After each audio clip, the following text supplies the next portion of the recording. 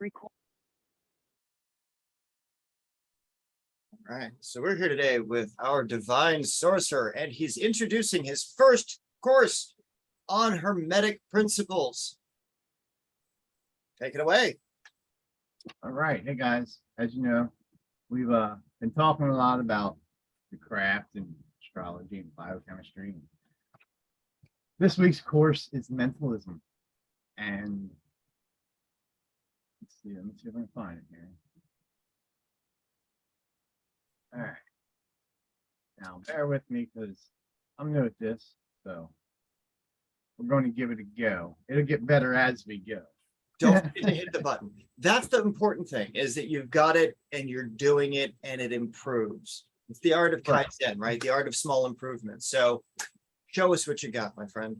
Right. And like I said, I'll be improving bits and pieces here as we go. So I'll be working with that, meeting with people that'll help me with that. So thank you, Brian. Yeah. Here we go. Let the video go. Let's do this thing. All right. Can you guys see that? Yeah. All right. Here we go. I got to turn it up so it's low, but I'll turn it up.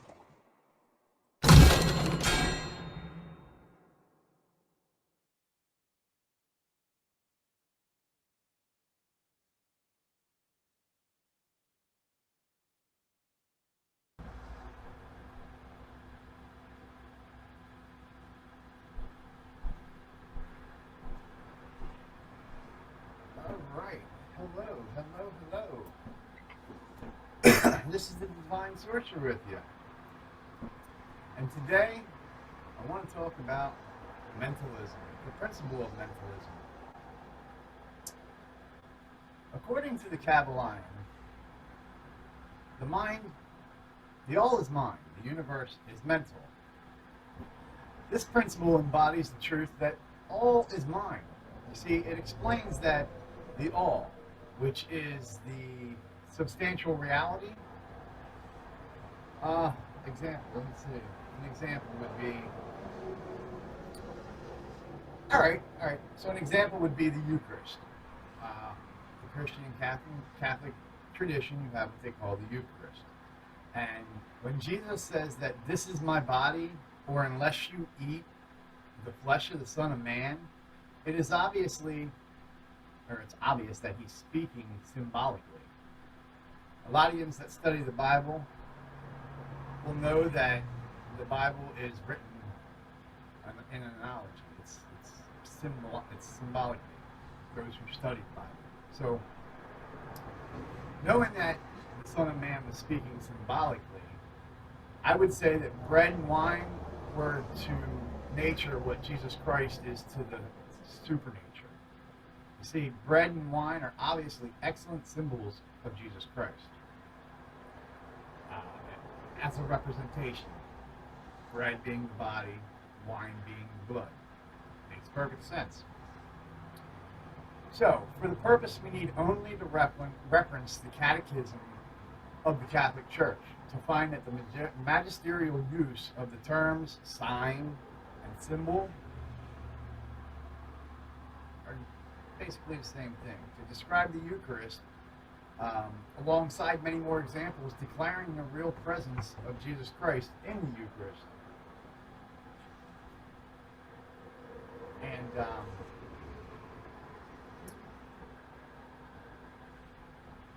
back in 1373 to 1381-ish, the Council of Trent, I believe it was session 22, chapter 1, does the same. He says, or it says, again, this is the Council of Trent, session 22, chapter 1. He says, declaring himself constituted a priest forever, according to the order of Melchizedek, he offered up to God the Father his own body and blood under the species of bread and wine. There we go. Under the species of bread and wine. Symbolism. And under the symbols of those same things, he delivered his own body and blood to be received by his apostles, whom he then constituted priests of the New Testament. And by those words, he says, "Do this in commemoration of me." And he commanded them and their successors in the priesthood. So see, when you look at Jesus and his life story and what he was trying to do, symbolically he was telling them, partake of my body, partake of my blood. But he was using bread and he was using wine. Even as the Catholic Church has always they have always understood and taught this. This was like the main teaching of the Catholic Church.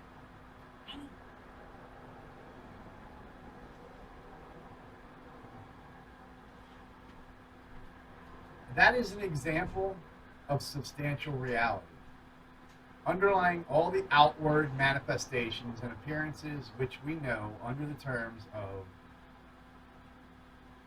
the material universe. Every time I do this, I got a little friend,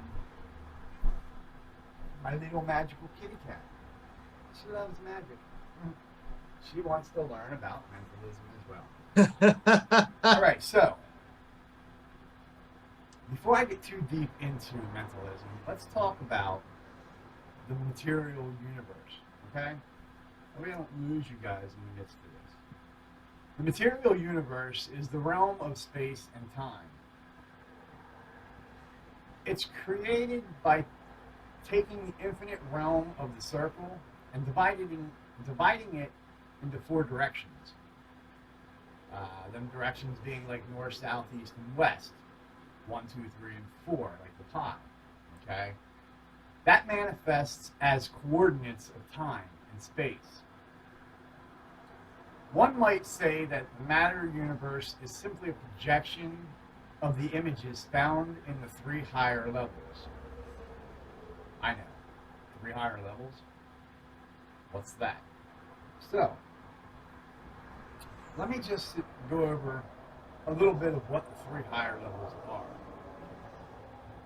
And so, to define the 3 higher levels quickly, so we can get back to mentalism,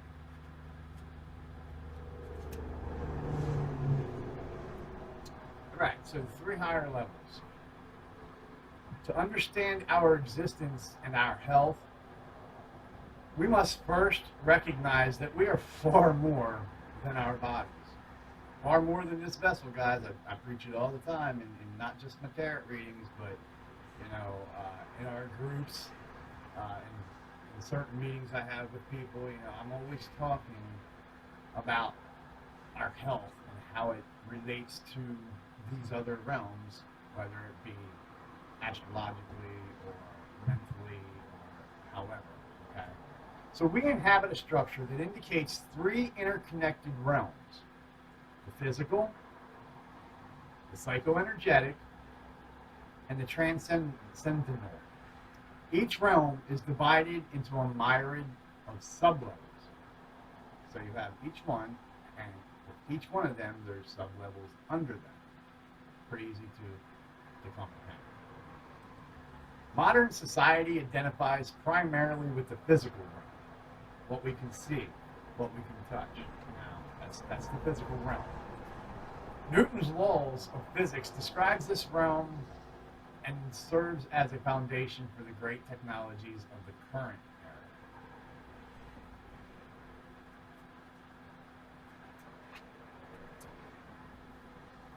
Logic reigns supreme. In the physical realm, matter is viewed as the essential nature of things, like matter, things we can touch, that's matter. This realm includes not only the larger physical structures of our bodies, but also at increasingly deeper levels, like cellular structure, molecules, atoms, and we can speak on them in a minute. Let's not get too far into getting off the track, right? So that was the structural. Let's talk about the psycho-energetic realm. All right. The psycho-energetic realm. This realm includes the different levels of auric field. We talk about that a lot too in our meetings, especially when it has to do with our craft and what we're doing. So the energy that penetrates and surrounds the human body, the auric field, determines the structure and the health of the human physical body. I tell you guys this all the time, which is why I only take plant medicine. So knowing that the auric field determines the structure and the health of the human body physically, the auric field reflects our personality and psychology. This field contains thousands of different energy centers. Some are small, some are rather large. The larger ones referred to as, anybody out there? Chakras. We go through this all the time. I constantly tell you, about aligning your chakras, getting your mentalism straight, your mindset straight. If you haven't done this, it would be a good time to start, okay? Sitting down and opening up your chakras and getting your mind straight. This is all mentalism, and this will all help you with your physical body. So we have some rather large ones, and they're referred to as chakras. The smaller ones, this is going to surprise you, the smaller ones are acupuncture points. That's right. One level deeper than the auric field is the hara. Also exists in the psycho-energetic realm. The heart level is a being level. Okay, so we went from our physical level, so now we're going into the psycho-energetic, spiritual level, the being level, of standing wave energy, where the energy exists but does not flow. From the ancient Chinese, we understand that the hara represents an axis, kind of like the Earth sits on an axis. It represents an axis, a reference point. The concept of unshakability, by centering themselves in the hara, martial artists can perform tremendous physical features, kind of like Bruce Lee. You know how he was able to do that death punch with just like very little room, like not doing the Rars, with just that much room? That's what they're talking about. That's the aura, that's the energy. And yet a level still deeper in the psycho-energetic realm is the core point. A point that represents the unique essence of your being. It is your divine center, guys. It's the being inside you, the divine spark. The spark that operates your heart and goes to your brain and sends out the neutrons. Gives you that neurological symbol. Operates your brain so you can think, right? It correlates to what is known as the Atman in the deeper transcendental realm, right? So, now that we know about the transcendental realm, let's talk about the third realm, which is, that was the energetic realm. Okay, this is the transcendental, right? Let me make sure.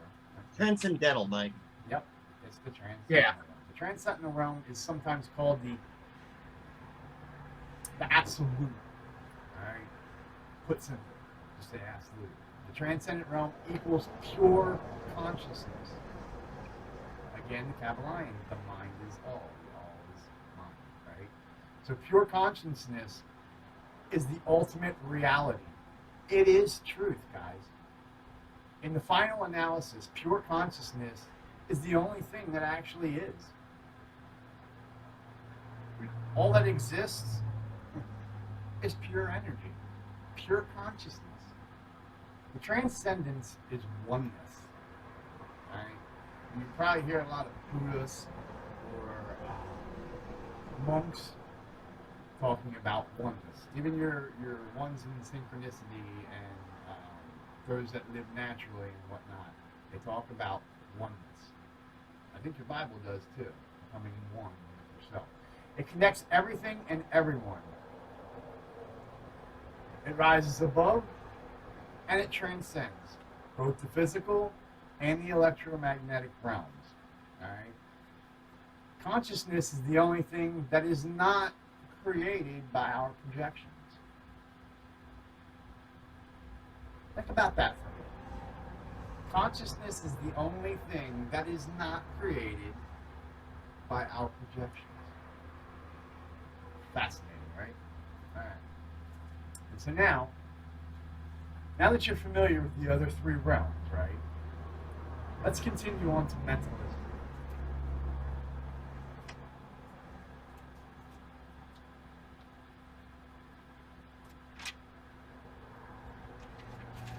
Alright.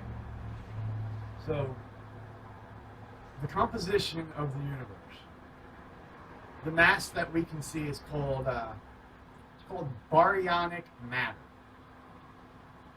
And baryonic matter is the planets, the galaxies, the gas clouds, the clusters. The mass that can't be seen is called dark matter. There is also energy, which is light, okay? And that can be measured, interestingly. There's also the so-called dark energy. We'll get into that a little bit later. So, let's talk about the physical plane, also known as the phenomena of life.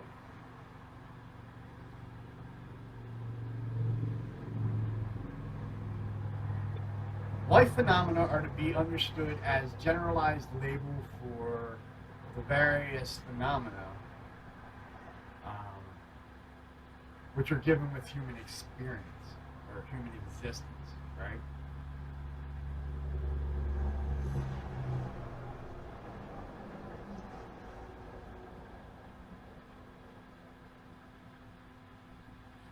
The phenomena of life is all about the energy. Scientists also conducted research into physical structures of the plant kingdom. We talk a lot about the plant kingdom since I live on the basic of the plants, right? They studied fruits and vegetables subjected to loss of oxygen and to anesthetics to look for changes in temperature, electric conductivity, electrical capacity, and electrical potential within the cells within the protoplasm. What is protoplasm? That's your plasma. It's in with your blood. Separated. It's water and plasma. Right? So protoplasm is the essential matter that makes up all plant and animal cells. Through the research, they have found that protoplasm is a system of generators, conductance lines, insulators, and an infinite number of films that hold electric charges. Kind of like your brain, how it sends out that little bit of charge. Like,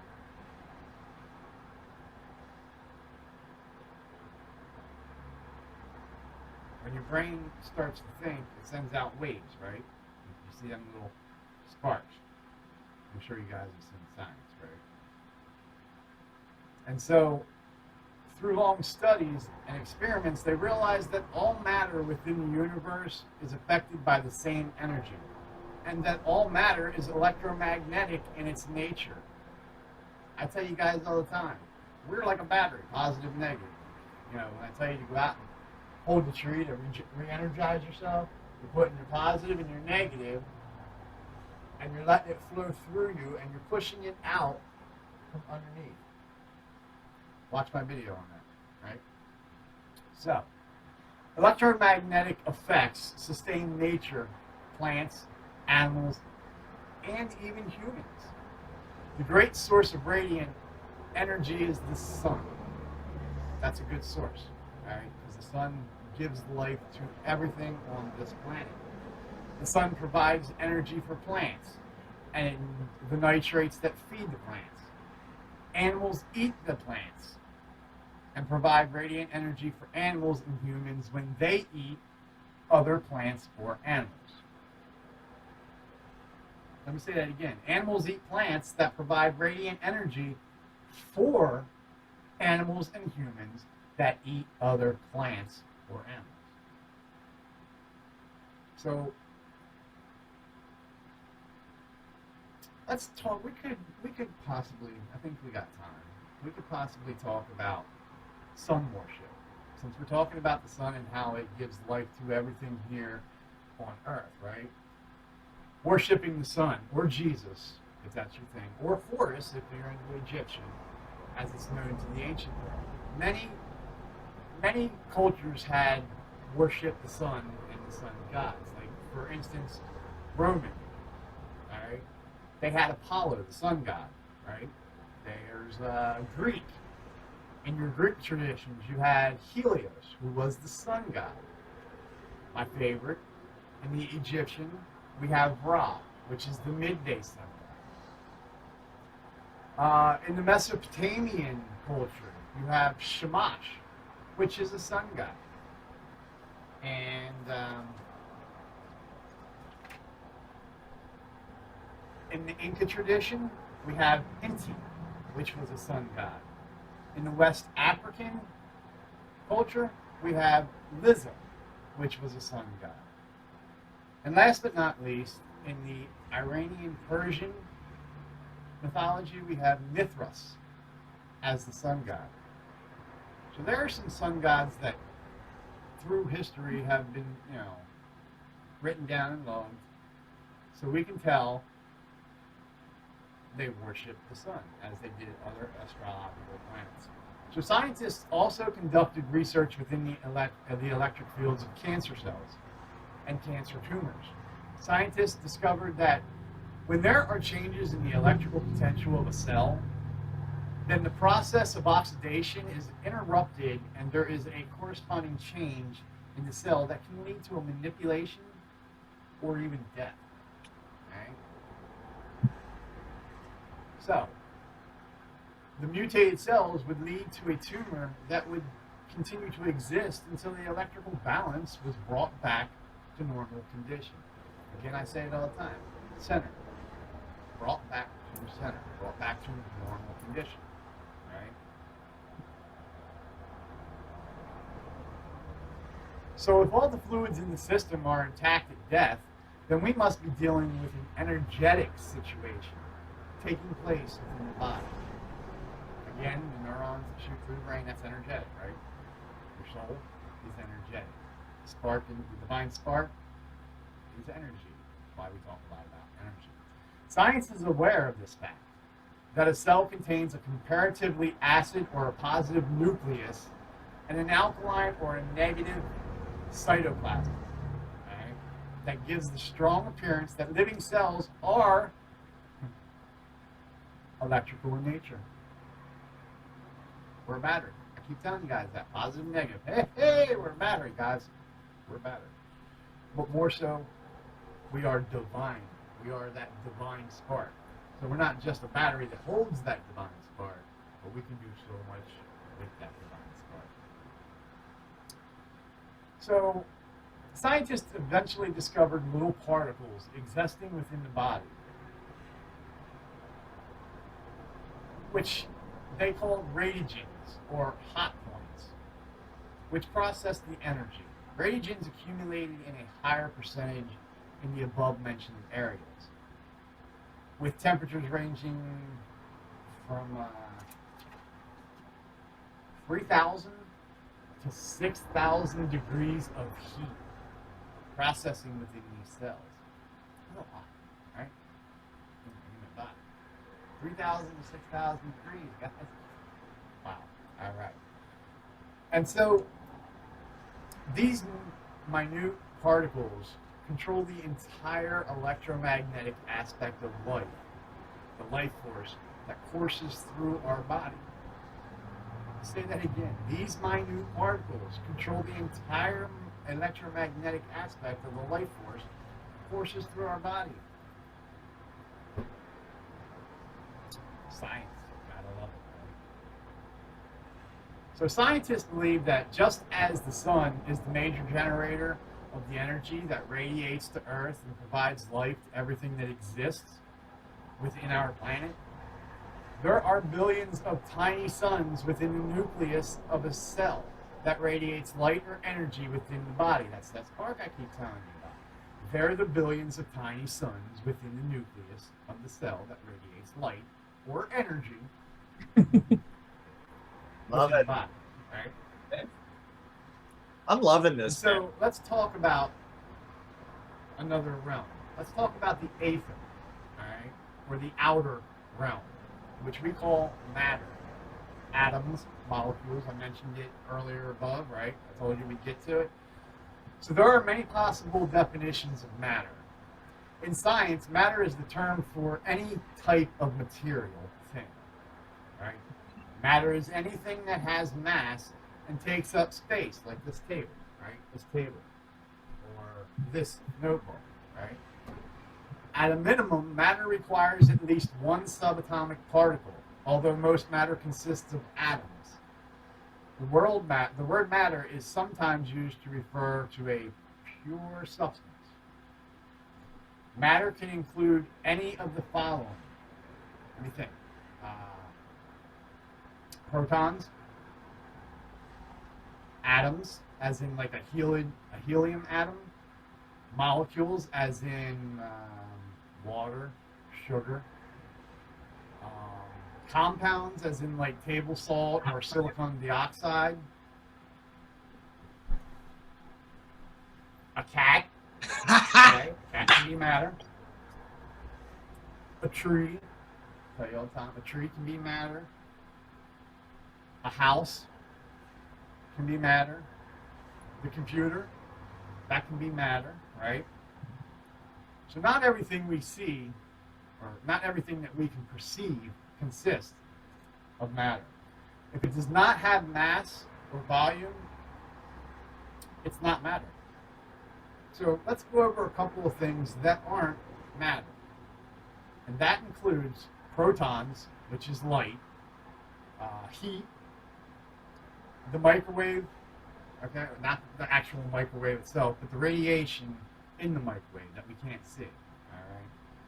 The idea that matter consists of the building blocks or particles originated within Greek philosophers like Democritus, back in 470 to 380 BC, or even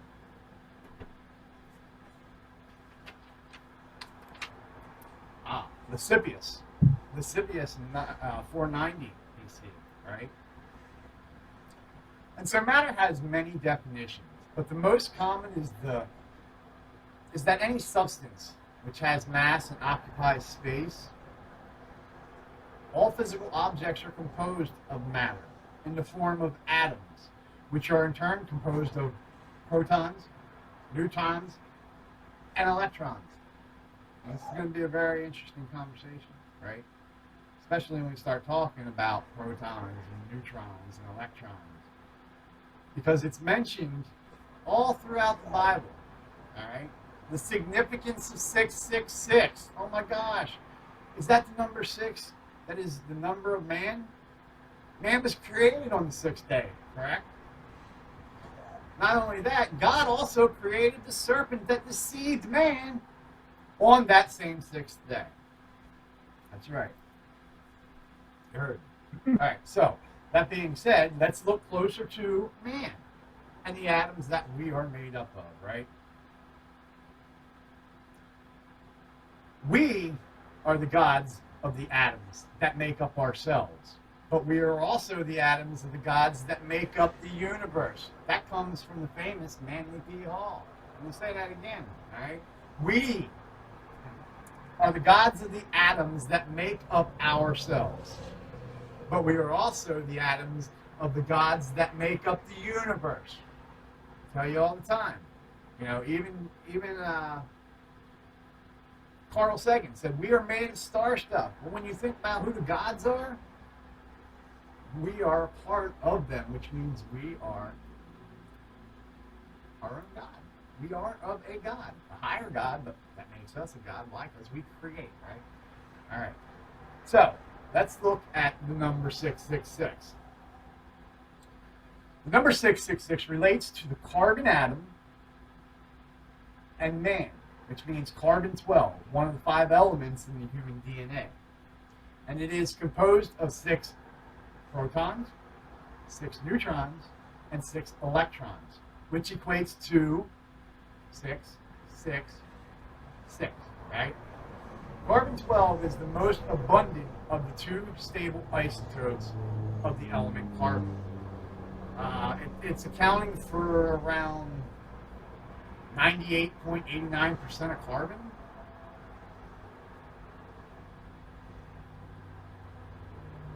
Yes, 98.89% carbon. Its abundance is due to the triple alpha process by which it is created in the stars. Remember what I just said? Because Carl Sagan once said, we are made of star stuff, guys. Comes right from the mouth of Carl Sagan. And so knowing that, right, let's talk about another famous deity. Let's talk about my favorite, Lucifer, who is another word for phosphorus, right? The Latin word corresponding to Greek phosphorus is Lucifer. Phosphorus is a name meaning light bringer. It is the morning star. When phosphorus is combined with the elements below and carbon, it forms our very DNA, guys. Surprise! Is it clicking yet? All right. So, when combined with oxygen, the hydrogen, the carbon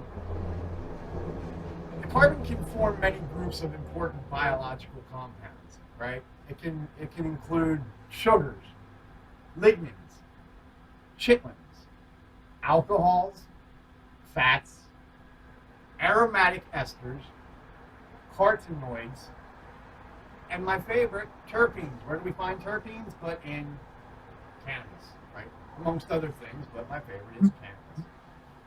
Because it's like a healing plant. It's proven.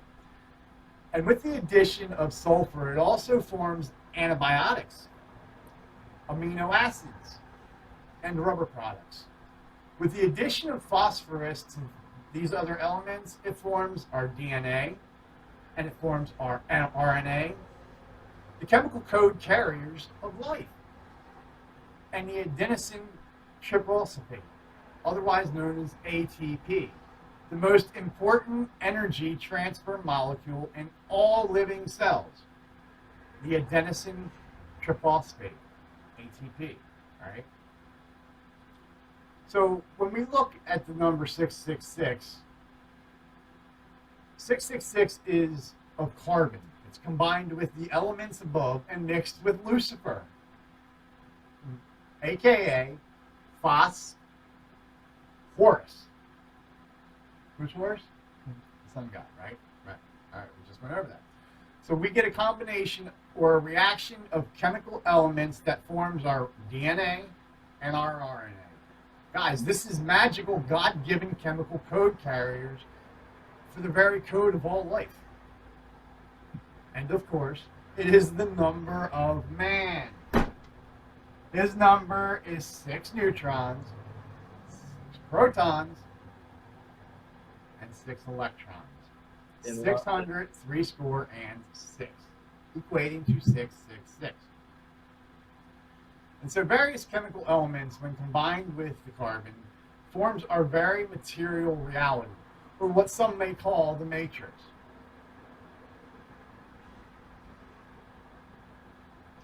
And so these living cells, as they do their job, give us, among other things, energy.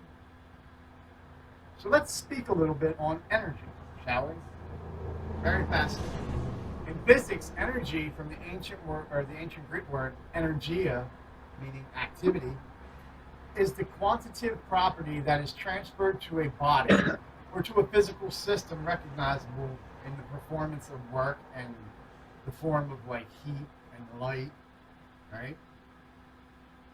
Energy is a conserved quantity. The law of conservation of energy states that energy can be converted into form, right? Because magician do a switch. We can convert it into form, but not created or destroyed. Energy cannot be created or destroyed. The unit of measurement for energy in the international system of units is SI, is the Joule, the joule, right? The joule. Hello, the joule. So common forms of energy include the kinetic energy of a moving object, the potential energy stored by an object, for instance, due to its position in a field, the elastic energy stored in a solid object, chemical energy associated with chemical reactions, the radiant energy carried by electromagnetic radiation, and the internal energy contained within a thermodynamic system. All living organisms constantly take in and release energy, guys. And so types of energy descriptions. Mechanical, all right? The sum of macroscopic, translational, and rotational kinetic and potential energies, right? We have electric, potential energy due to or stored in an electrical field or fields. Magnetic, potential energy due to or stored in a magnetic field. We went through that. Gravitational, potential energy due to or stored in gravitational fields. Chemical. Chemical is a potential energy due to chemical bonds.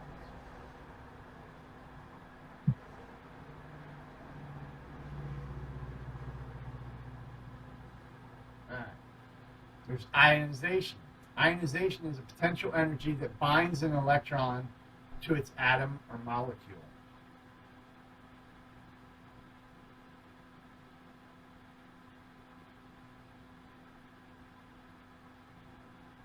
Nuclear. Potential energy that binds nucleus to a form, or to form the atomic nucleus in a nuclear reaction.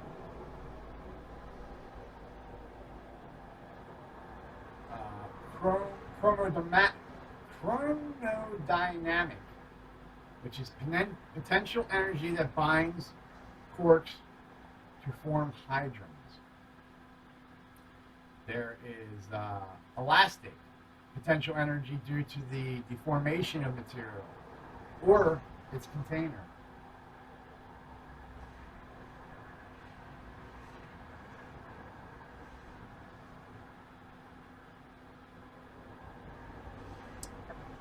Elastic energy exhibiting a restorative force as it returns to its original shape. Okay. There's mechanical wave energy. Mechanical wave energy is a kinetic and potential energy in an elastic material due to a propagating oscillation of matter, right?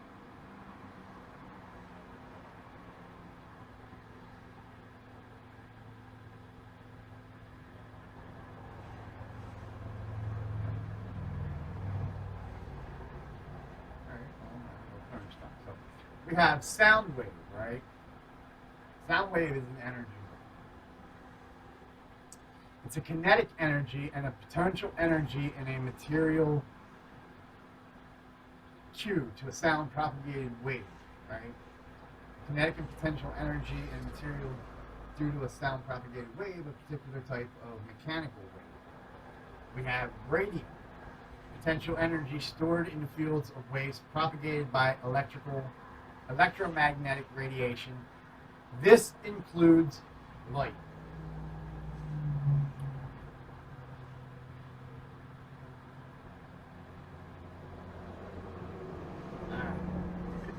And then we have rest energy, right? Rest energy is a potential energy due to the object's rest mass.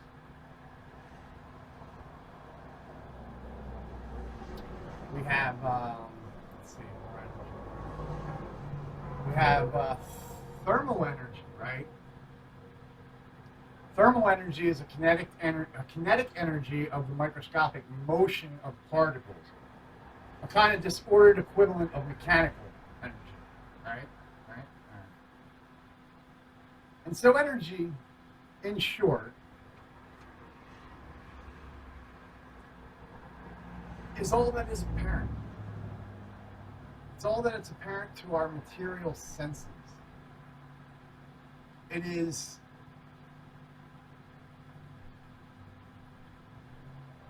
spirit, right? Energy, in short, is spirit, which in itself,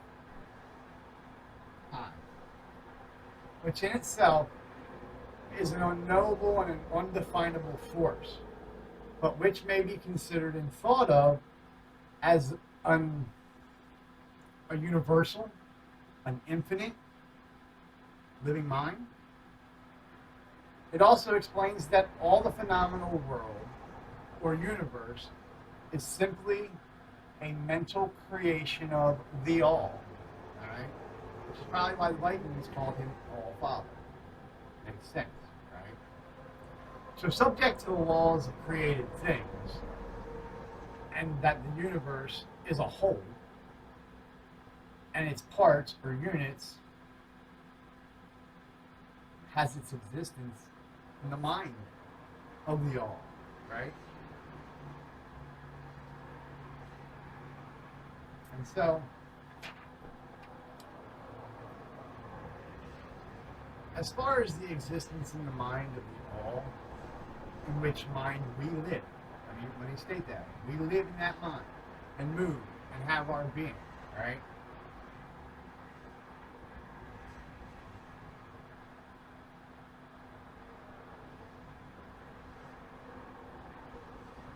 All right, so this principle is establishing the mental nature of the universe, and it easily explains all of the varied mental and physical phenomena that occupy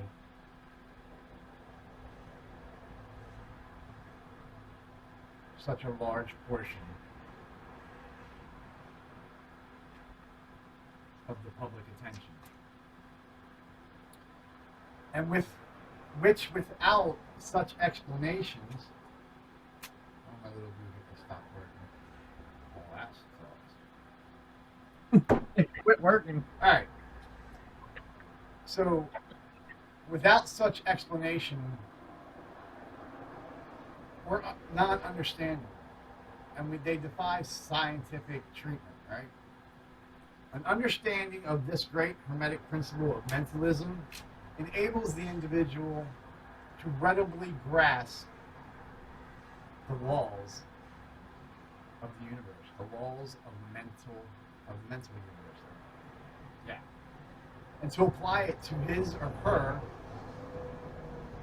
same well-being. All right?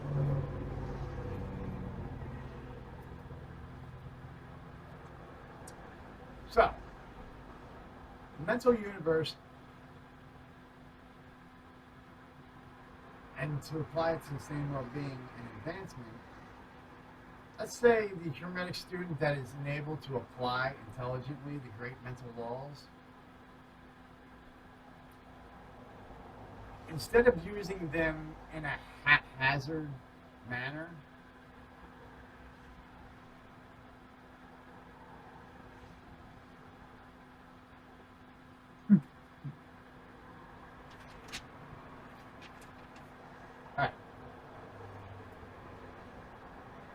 with the master key in his possession, the student, the student may unlock the many cores of the mental and psychic temple of knowledge, right?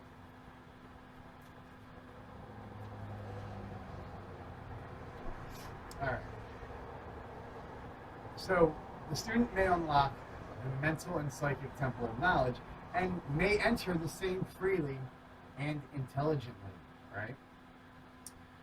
This principle explains the true nature of energy.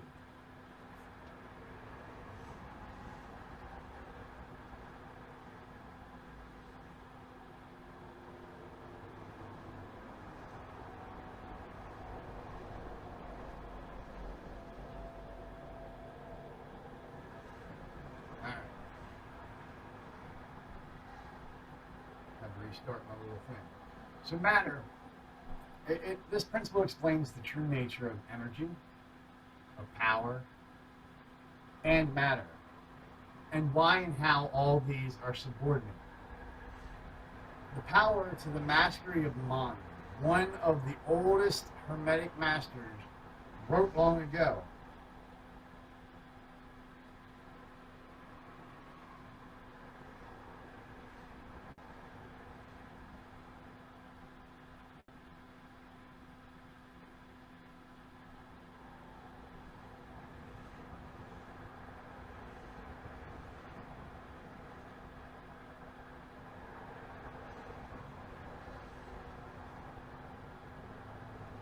Alright, so one of the oldest Hermetic masters wrote long ago, "He who grasps the truth of the mental nature of the universe is well advanced on the path to mastery." And those words are as true today as the time when they were first penned. I don't know why this thing won't connect. Piece of crap. Alright. So without this master key, mastery is impossible, and the student knocks in vain at the many doors of the temple. Yes, you're seeing me throw that. If it doesn't work, it doesn't need to be in front of you. Right? So the master key is impossible, and the student knocks in vain at the many doors of the temple. My input, let's talk about energy, because energy is a vibration, right? Energy moves. Energy is one of the Hermetic principles of vibration. And according to the Kabbalion, under the principle of vibration, nothing rests. Everything moves. Everything vibrates. That is the Kabbalion. And so, friends and family, brothers and sisters, ladies and gentlemen, if this is of interest to you, be sure to sign up at the Academy of Sorcery to learn more. All right? AOScourses.com. You want to learn more on the principles of vibration, gender, cause and effect, the 7 laws of nature that man can't mess with, be sure to join us for the next course. All right? AOScourses.com. May you be blessed. I'll see you there. Don't be me.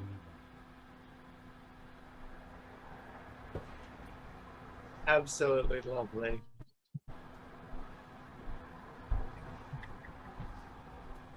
Good video. I loved it. That was so much fun, Mike. Oh, You went over the Thank you principles of for Hermetics watching. and Mentalism really, really well. Like very in depth. I like that. That was amazing. You put a lot of thought and research into it. Thank you. Thank you. it was Oh yeah.